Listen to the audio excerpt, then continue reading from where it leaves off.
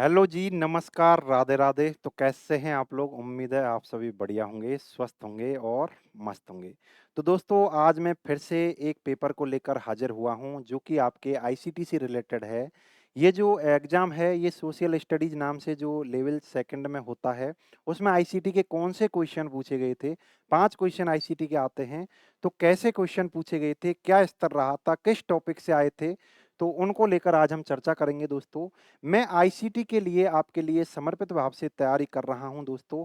मैं कुछ इस तरह का कंटेंट तैयार कर रहा हूं जिसमें आपको कम समय में ज़्यादा आउटपुट मिले, ठीक है ना? चीज़ें ज़्यादा पढ़नी नहीं पड़ें, यानी 15 से 20 पेज पढ़ें आप और उसी में क्या किया जाए, उसी में आपके जो 5 क्वेश्चन हैं, वो हो जाएँ।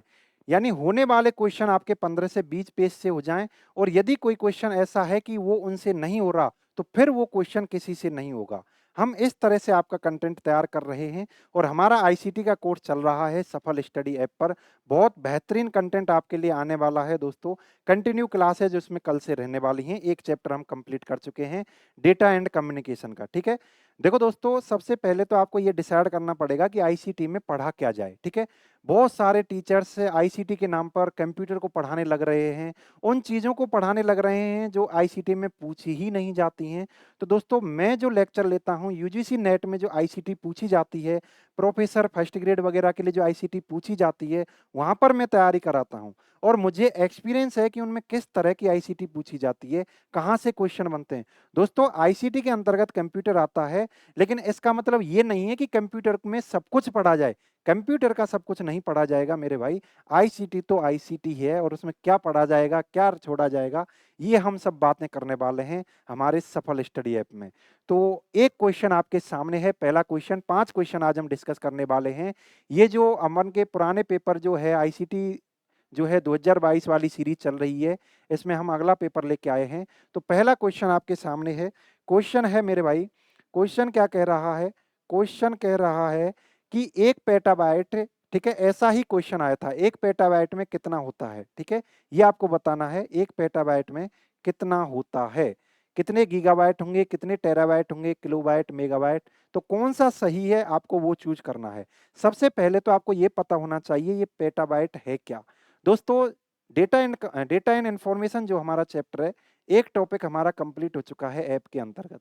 टॉपिक 1 हमारा कंप्लीट हो चुका है। जो लोग हमसे जुड़े हुए होंगे, उनको पता होगा कि हम डेटा एंड इन्फॉर्मेशन नाम से एक चैप्टर कंप्लीट कर चुके हैं और उससे रिलेटेड आईसीटी में जो-जो क्वेश्चन पूछे गए थे, उन सभी को हम डिस्कस कर चुके हैं। ठीक है मेरे भाई? एक जो है आपका चैप्टर ये कंप्लीट हो चुका है। अब हम बात कर रहे हैं कि पेटाबाइट क्या होता है? तो दोस्तों डेटा एंड इन्फॉर्मेशन में मैंने आपको एक डेटा पढ़ाया था, कौन-सा? Big data. तो बिग डेटा क्या होता है कि ऐसा डेटा जिसकी रेंज किसमें हो? पेटाबाइट में हो, ठीक है? ऐसा डेटा जिसकी रेंज किसमें हो? पेटाबाइट में हो। अब आप समझ गए होंगे कि आपसे पेटाबाइट ही क्यों पूछा है? पेटाबाइट इसलिए पूछा है मेरे भाई, वह आपसे बिग डेटा पूछना चाह रहा था, ठीक है? बिग डेटा के बारे में पूछना चाह रहा था, तो उसने क्या किया, पेटाबाइट का ही पूछ लिया जाए कि पेटाबाइट में कितने बाइट होते हैं। मेरे भाई इसको पढ़ने से पहले आपको मेमोरी की कुछ यूनिट्स याद होनी चाहिए, ठीक है? यदि आप हमसे जुड़े हुए हो तो हम तो सब कुछ आपको बताने ही वाले हैं, क्या आपको पढ़ना चाहिए और क्या नहीं पढ़ना चाहिए। जो लोग कंप्यूटर को केवल पढ़ रहे हैं ना, वो बुरी तरह से कन्फ्यूज़ हैं और लास्ट में मान लेना कि वो इतना सारा पढ़ जाएँगे और उसमें से उनको कुछ भी नहीं मिलने वाला है, ठीक है? सही रास्ते पर चलो, सही चीज़ें पढ़ो, तभी सफलता मिलती है मेरे भाई। 5-5 क्वेश्चन भी बहुत इम्पोर्टेंट रोल निभाने वाले हैं। मेमोरी यूनिट का मतलब क्या होता है कि कोई भी डेटा आप कहीं पर तो स्टोर करोगे, स्टोर किसमें करते हो? मेमोरी में। तो मेमोरी की अपनी तो यूनिट रहेगी। जैसे आप डिस्टेंस मेजर करते हो, तो आप मीटर में करते हो, किलोमीटर में करते हो, सेंटीमीटर में करते हो। ऐसे ही मेरे भाई, जब आप मेमोरी के अंतर्गत जो डेटा रखा हुआ है, उसकी यूनिट को भी तो आप मेजर करोगे। किसमें करोगे? यानी मेमोरी की यूनिट क्या रहेगी कि मेरा इतना डेटा है, ठीक है? यानी आपके पास बहुत सारा डेटा है, उसको ऐसे मेजर करोगे क्या मेरा डेटा इतने किलोमीटर है? नहीं मेरे भाई, हर चीज़ की यूनिटें होती हैं। जैसे आप टाइम की बात करते हो तो सेकंड, मिनट, ठीक है? घंटे ऐसे होते हैं। ऐसे आपकी मेमोरी में जब कोई डेटा स्टोर होता है तो उसकी यूनिट होती है अपनी। सबसे छोटी यूनिट जो होती है मेरे भाई, वह होती है कौन-सी? बिट, ठीक है? बिट में आप 2 डिजिट रख सकते हो जिन्हें बोला जाता है बाइनरी डिजिट। बाइनरी डिजिट में या तो 0 रख सकते हो या 1 रख सकते हो। आपको पता होगा हमारा कंप्यूटर केवल 2 ही डिजिट पर वर्क करता है, या तो वो 0 पर करेगा या 1 पर। जो भी चीज़ें हम कंप्यूटर में दे रहे हैं ना, कुछ भी लिखकर हम दे रहे हैं, सब कुछ जैसा अपन लिखकर दे रहे हैं ना, वैसा कंप्यूटर में नहीं जा रहा है मेरे भाई। तुरंत वह कन्वर्ट हो जाता है किसमें? 0 1 में, ठीक है? बिट से जस्ट बड़ी एक यूनिट होती है, कौन-सी होती है मेरे भाई? निबल। तो एक निबल में कितने बिट रहेंगे ये आपसे पूछा जा सकता है। तो एक निबल में 4 बिट होते हैं मेरे भाई, ठीक है? यह जो क्वेश्चन है आपके राजस्थान, ठीक है, इंस्पेक्टर जो भर्ती है, सब इंस्पेक्टर जो भर्ती है उसमें पूछा जा चुका है। आरएएस में ये क्वेश्चन पूछा जा चुका है कि एक निबल के अंतर्गत कितने बिट होते हैं। जस्ट इससे बड़ी जो यूनिट होती है मेरे भाई, एक एक इनकी जो संख्या है ना, एक-एक लेकर चल रहे हैं। 1 बिट, 1 निबल और एक जो अपन बात करें निबल से जस्ट बड़ी होती है 1 बाइट, ठीक है? 1 बाइट में कितने बिट रहेंगे मेरे भाई? 1 बाइट में होते हैं 8 बिट। कितने रहते हैं? 8 बिट।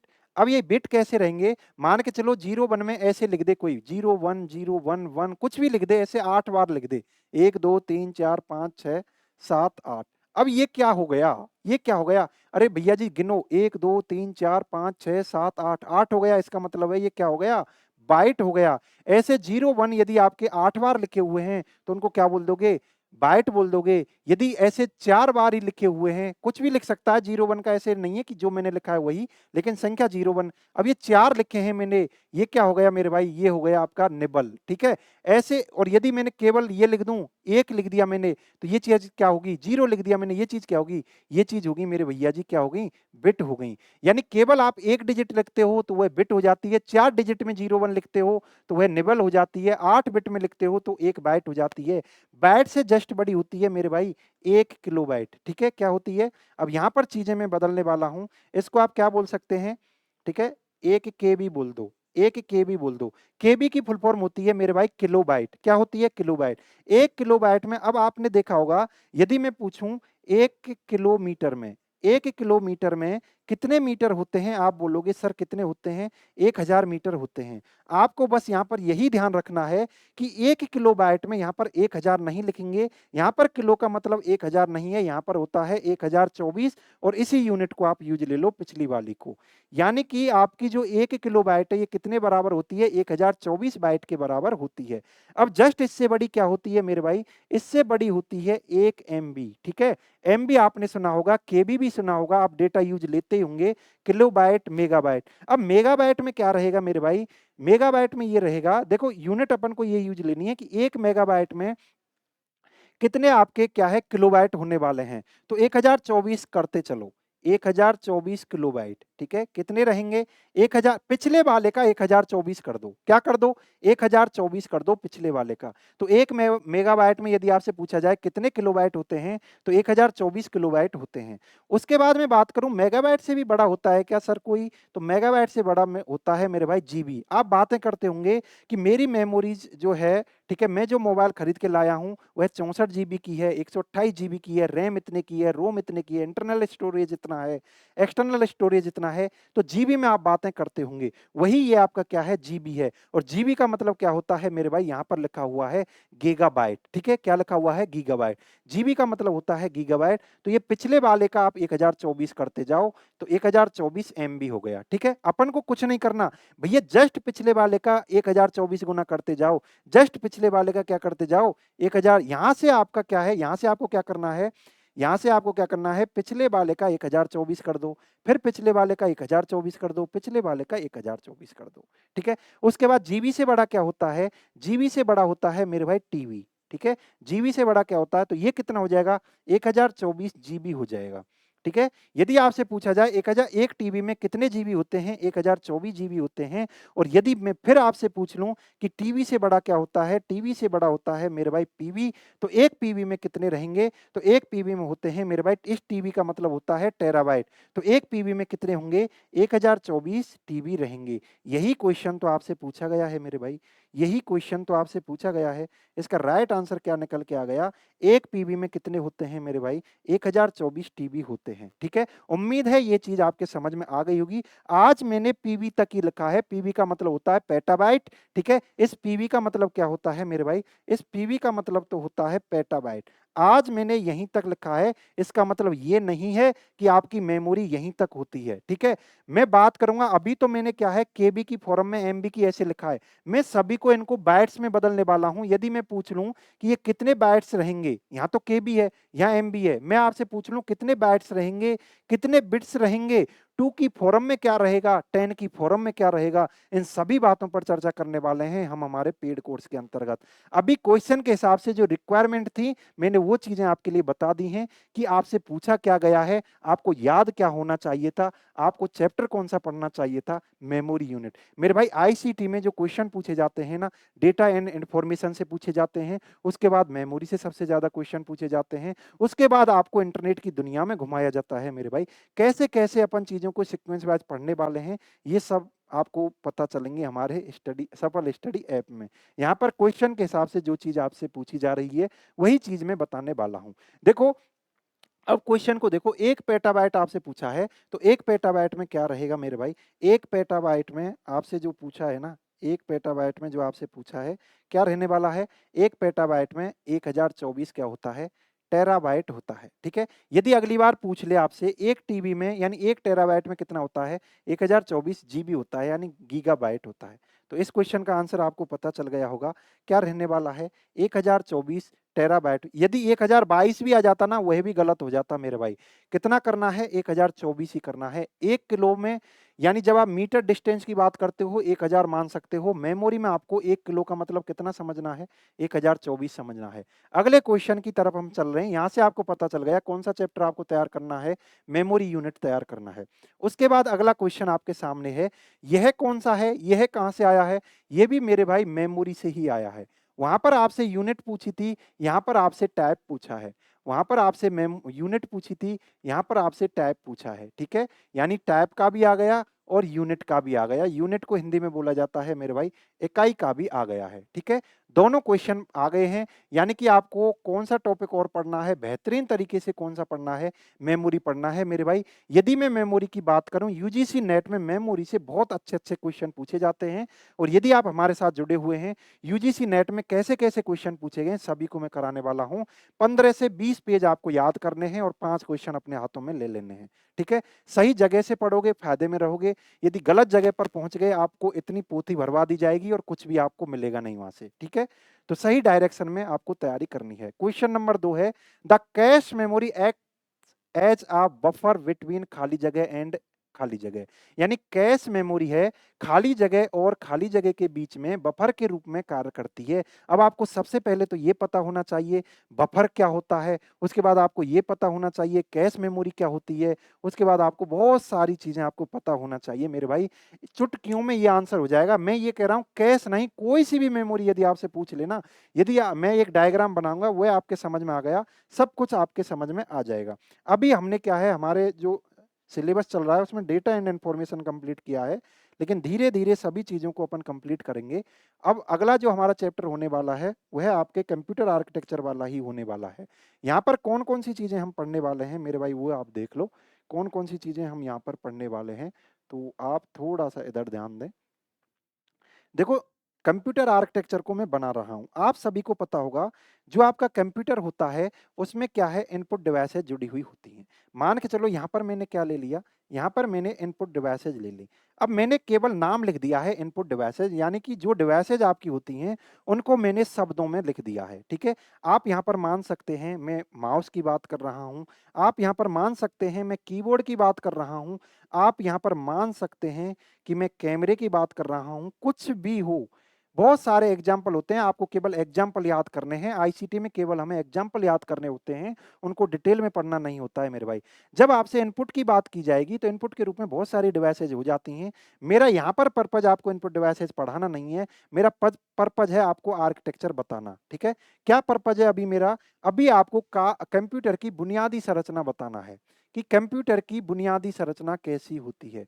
और वहीं से आपका यह क्वेश्चन पूछा गया है, कंप्यूटर की बुनियादी संरचना, कंप्यूटर की बुनियादी संरचना, ठीक है? यानी कि आपके जो कंप्यूटर है, उसमें डेटा जाता कैसे है? पहले कहाँ जाएगा, उसके बाद कहाँ जाएगा, ठीक है? और उसके बाद आउटपुट आपको कैसे मिलेगा, ये आपको सीक्वेंस समझना है। यदि आप इस सीक्वेंस को समझ गए ना मेरे भाई, 1-2 क्वेश्चन तो आपके हो गए यहीं से।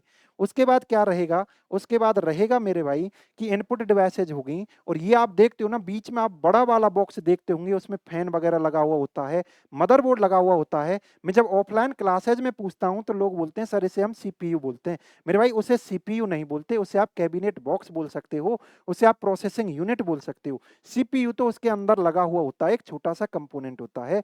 तो ये आपकी क्या होगी, प्रोसेसिंग यूनिट होगी मेरे भाई। क्या हो गई, ये जो कंपोनेंट होता है ना, एक आप बॉक्स सा देखते होंगे, प्रोसेसिंग यूनिट होती है, इसके अंतर्गत जो चीजें प्रोसेस करती हैं वो यूनिट रखी हुई होती हैं। तो यहाँ पर क्या-क्या चीज़ हो जाएगी, यहाँ पर आपकी एक तो आपको मिलता है रोम। क्या मिलता है मेरे भाई, रोम, रीड ओनली मेमोरी। जब अपन मेमोरी को डिस्कस करेंगे, सभी मेमोरी को करेंगे, उसके बाद एक मेमोरी और मिलती है आपको, वह क्या होती है मेरे भाई, रैम। यानी कि आपने क्या देखा, एक तो आपको क्या मिल गई मेरे भाई, एक आपको रोम मिल गई, और एक आपको क्या मिल गई मेरे भाई, एक आपको रैम मिल गई, ठीक है।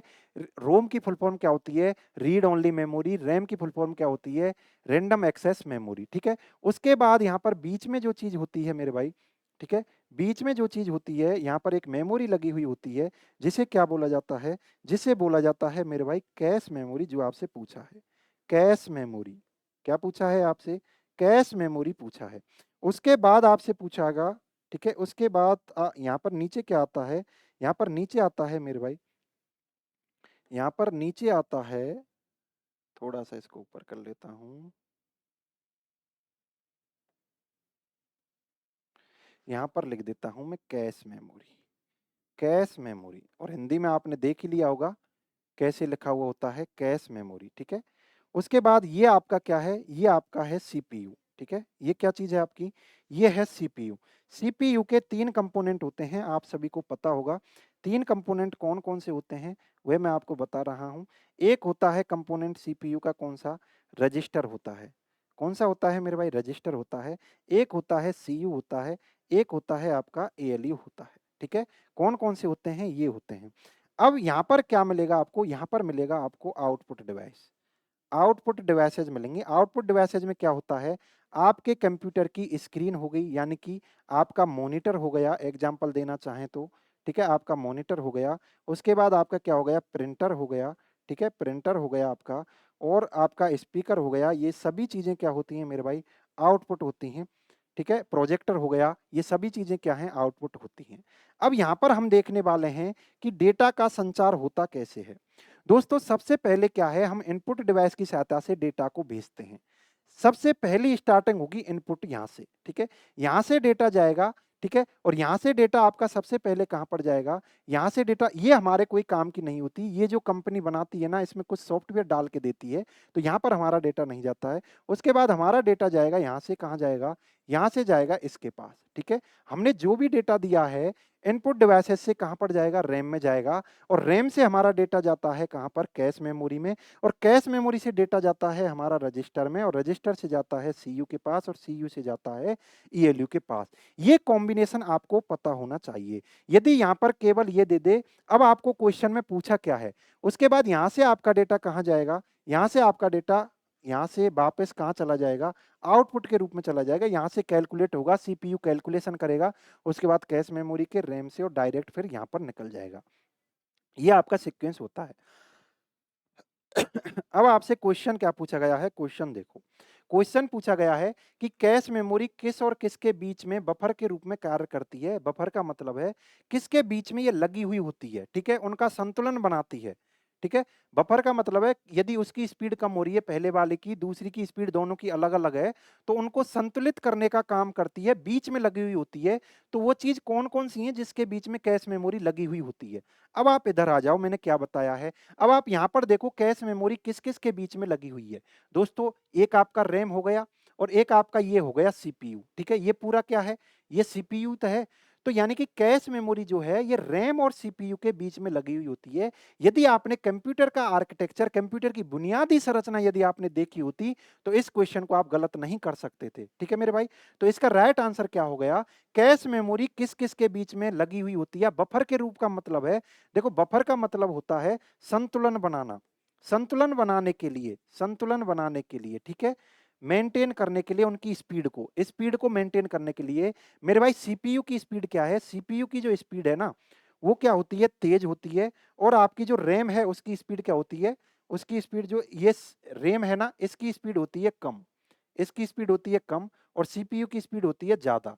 इन दोनों की स्पीड को क्या है, मैच करने के लिए हम किसका यूज लेते हैं, कैश मेमोरी का यूज लेते हैं। अब दोस्तों यहाँ पर आपको ये भी ध्यान रखना पड़ेगा कि जो आपकी ये है ना, ये जो आपकी रैम है, जो आपकी रैम है, इसको दूसरा नाम और दिया जाता है क्या, मुख्य मेमोरी। मुख्य मेमोरी, या इसको बोलते हैं, जब अपन मेमोरी के टैब्स पढ़ेंगे वहां पर सब कुछ पढ़ते हैं। और यदि आपको देखना है मेन मेमोरी, यदि आपको ये चैप्टर देखना है तो मैंने यूट्यूब के ऊपर करा रखा है पटवार वाले सिलेबस में, ठीक है, पटवार वाले सिलेबस में मैंने ये चीज करा रखी है। लेकिन आपको इस हिसाब से पढ़ना है, आईसीटी के हिसाब से। इसको क्या और बोला जाता है, मुख्य मेमोरी या मेन मेमोरी। तो ये कैश मेमोरी किसके बीच में लगी हुई है, सीपीयू और रैम। रैम को क्या बोलते हैं, मुख्य मेमोरी। अब आप क्वेश्चन की तरफ आओ। Cache memory act as a buffer between, किस किस के बीच में कार्य करती है। तो यहां पर देखो पहला क्या है, ये हार्ड डिस्क और मॉनिटर के बीच में। हार्ड मॉनिटर आपका आउटपुट हो गया, हार्ड डिस्क आपकी स्टोरेज डिवाइस होगी, ये गलत। सीपीयू और मेन मेमोरी अभी मैंने पढ़ाई है। जो आपकी ये रैम है, जो आपकी ये कैश है, ये सीपीयू और रैम के बीच में लगी हुई होती है। और रैम को क्या बोला जाता है, मुख्य मेमोरी। और सीपीयू तो है, इसका राइट आंसर क्या हो जाएगा मेरे भाई, ये हो जाएगा, ठीक है। इसका राइट आंसर क्या हो जाएगा मेरे भाई, ये होने वाला है, ठीक है। तो उम्मीद है ये चीजें आपके समझ में आ गई होंगी। अब यहाँ से कुछ एक चीजें और आपको याद कर लेनी है, जैसे ये आया है एएलयू। एएलयू क्या होता है, अरिथमेटिक लॉजिक यूनिट। उसके बाद CPU, central processing unit. ROM, read only memory. ये आपको क्या है, फुल फॉर्म याद कर लेनी है।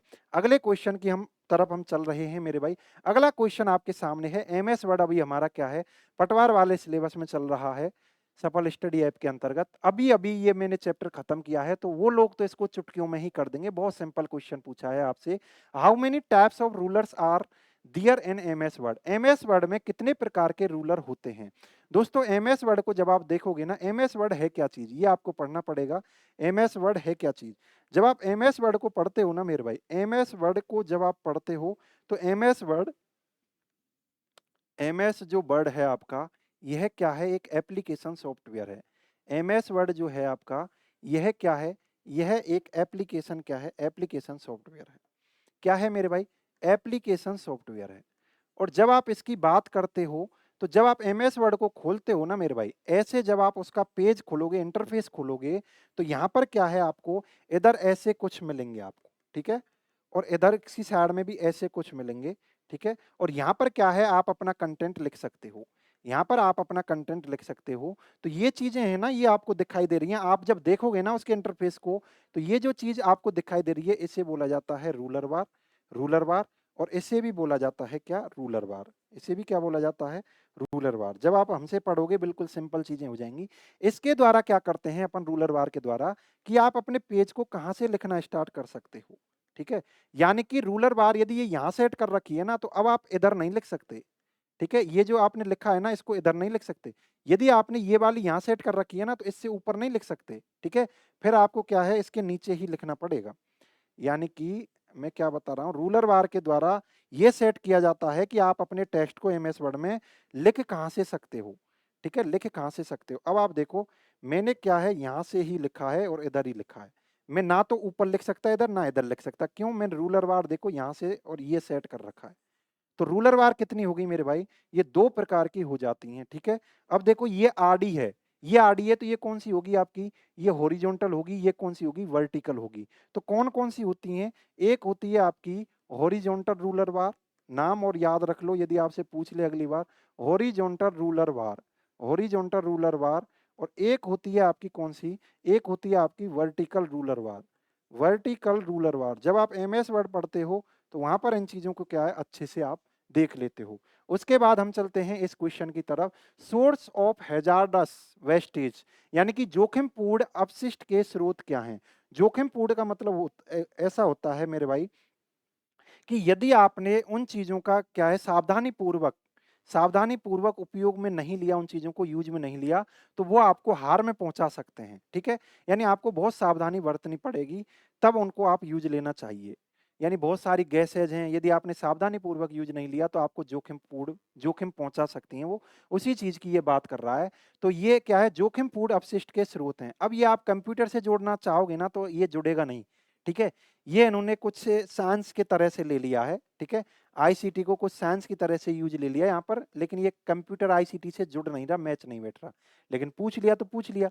अब देखो जोखिमपूर्ण अपशिष्ट के स्रोत क्या हैं? जानवर के गोबर और पौधे। क्या जानवर का जो गोबर होता है और वो जो पौधे होते हैं, उनका जो वेस्टेज है यानी पत्तियाँ पड़ी हुई हैं, लकड़ियाँ पड़ी हैं, यदि आप उनका यूज़ ले रहे हो, तो आपको नुकसान पहुँचा सकती हैं क्या? वो तो नहीं पहुँचाती। गोबर का तो रोज़ सुबह शाम अपन उठाते ही हैं गाँव में तो, ठीक है? तो ये तो नहीं हो सकता जोखिमपूर्ण। बैटरीज, पेंट, सॉल्वेंट, उसके बाद बैटरीज और पेड़ों की पत्तियां। जब पेड़ नहीं हो सकते तो पेड़ों की पत्तियां नहीं हो सकती। पशु का कचरा यानी कि गोबर ही मान लो। जब ये चीज नहीं हो सकती, ये चीज नहीं हो सकती, तो ये भी नहीं हो सकता और ये भी नहीं हो सकता, ना तो ये हो सकता। अब दोस्तों देखो बैटरीज, बैटरीज में बहुत सारा केमिकल आता है। पेंट भी केमिकल से, सॉल्वेंट्स यानी घुलनशील कुछ पदार्थ होते हैं, ये सभी क्या है, केमिकल हैं। तो ये आपको नुकसान पहुंचा सकते हैं यदि आपने सावधानी पूर्वक इनका यूज नहीं लिया तो, ठीक है? और ये ऐसा अपशिष्ट है जिनका साइकिल होता रहता है, जानवर का गोबर हुआ, पौधे हुए, ये क्या है मिट्टी में मिल जाते हैं, ठीक है?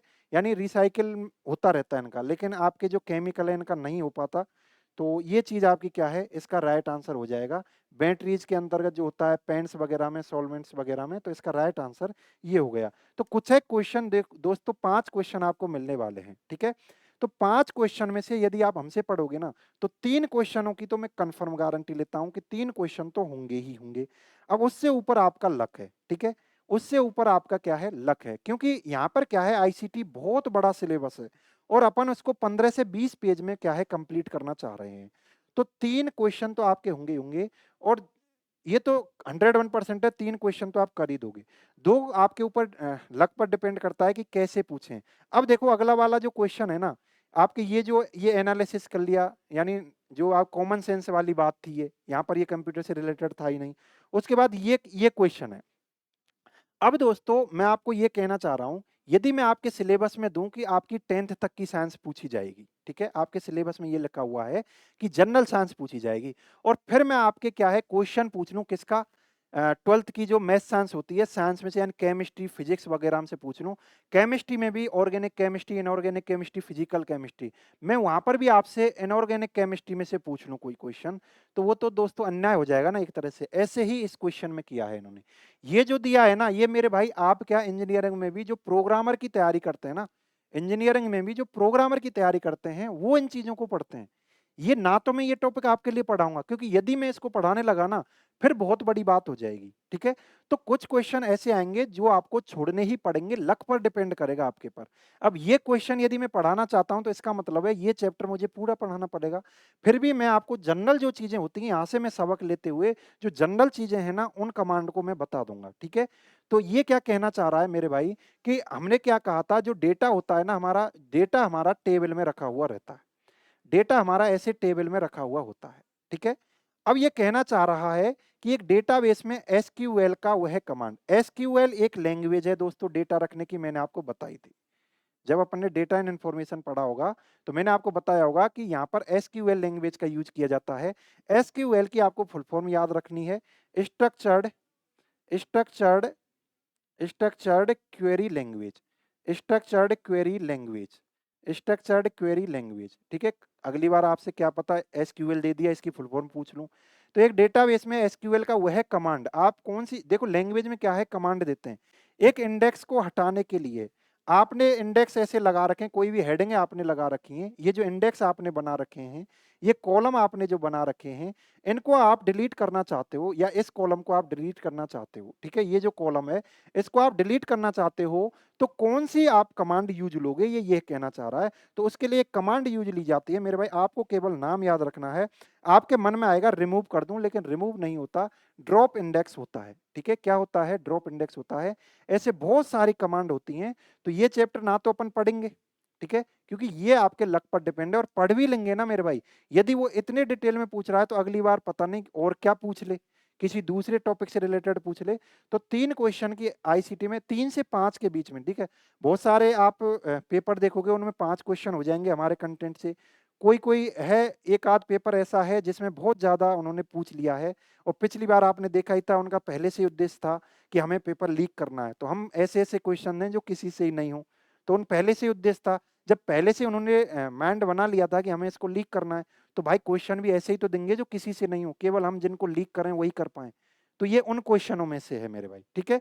तो ऐसे क्वेश्चन एक आध आपको मिल जाता है, मुझे उम्मीद है इस बार नहीं मिलेगा। क्योंकि पहले जो हुआ था एग्ज़ाम उसका उद्देश्य था कि हमको नकल करवानी है, इस बार ऐसा नहीं होगा, ठीक है? तो आपके ये हैं, तो 5 क्वेश्चन आराम से होंगे यदि आप हमसे जुड़े हुए हैं। 3 की तो मैं आपसे गारंटी लेता हूँ, 3 से ज़्यादा ही ज़्यादा। यदि आपका लक सही रहा तो पाँचों सही कर दोगे और लक सही नहीं रहा तो फिर आप 3 तो 101% कर ही दोगे और 2 आप जिनको छोड़ोगे, फिर मैं उनकी गारंटी लेता हूँ कि पूरे राजस्थान में फिर उनको कोई सही नहीं कर सकता। और कॉम्पिटिशन में क्या चाहिए? यही तो चाहिए, करें तो हम करें, नहीं तो फिर कोई नहीं करे। तो आपका बहुत-बहुत धन्यवाद, आप हमारे साथ जुड़े रहें। इस जो हमारा यूट्यूब चैनल है, इसको आप सब्सक्राइब कर लें और यदि आप आईसीटी का सिलेबस यानी कंप्लीट सिलेबस करना चाहते हो, थ्योरी करना चाहते हो विद पीवाईक्यू, ठीक है? और हम आपके अंत तक एग्ज़ाम तक जुड़े रहेंगे, पीवाईक्यू कराएँगे, तो आप हमारे सफल स्टडी ऐप पर आ सकते हैं। ₹149 में आपके लिए आईसीटी का पूरा सिलेबस मिल रहा है। 15 से पेज में देने वाला हूँ, क्लासेज़ ज़्यादा लग सकती हैं, क्लासेज़ 25 से 30 के आस-पास लग सकती हैं, लेकिन लास्ट टाइम पर जब मैं उस कंटेंट को समराइज़ करूँगा ना, जब आपको शॉर्ट नोट्स दूँगा, तो 15 से 20 पेज में आपकी पूरी आईसीटी हो जाएगी और यदि क्वेश्चन होने वाला होगा तो उनसे ही हो जाएगा और नहीं होने वाला होगा ना, तो फिर वो किसी से नहीं होगा, ठीक है? तो इसी सिद्धांत पर, इसी प्रिंसिपल पर हम वर्क करने वाले हैं। इस टास्क को पूरा करने में मुझे बहुत मेहनत करनी पड़ रही है क्योंकि दोस्तों आईसीटी में बहुत बड़ा सिलेबस है। उसमें से उन चीज़ों को चुनना जो आपसे पूछी जा सकती हैं, ठीक है? यदि मैं आपसे बोलूँ मैथ्स पढ़ाओ आप और मेरे 5 नंबर की आ रही है, तो आप मैथ में क्या पढ़ाओगे? आपका तो मन यही करेगा ना मैं पूरा ही पढ़ा दूँ, तो भाई मैं 5 नंबर के लिए पूरा क्यों पढ़ूँगा? मैं पोथियों को क्यों इकट्ठा करूँगा? तो ये आप में टैलेंट होना चाहिए कि आप मेरे को ऐसा क्या पढ़ाएँ 5 क्वेश्चन के लिए कि वही चीज़ें एग्ज़ाम में आएँ। तो ये बहुत बड़ा टास्क हो जाता है, ये छोटा-मोटा नहीं है। आपके लिए छोटा है कि 5 क्वेश्चन आ रहे हैं, टीचर के लिए बहुत बड़ा टास्क है ये, कि 5 क्वेश्चन के लिए मैं ऐसे इम्पोर्टेंट टॉपिक क्या पढ़ाऊँ कि वो फँस जाएँ और यदि वहाँ से नहीं फँसे ना तो फिर वो किसी ने कितना भी पढ़ाया हो, उसके भी नहीं फँसे फिर, ठीक है? तो इसी सिद्धांत पर हम वर्क करेंगे, विश्वास बनाए रखना, बहुत बेहतरीन होने वाला है आपका आईसीटी का। 3 क्वेश्चन आएँगे ही आएँगे और आगे आपका लक है। तो बहुत-बहुत धन्यवाद। राधे-राधे।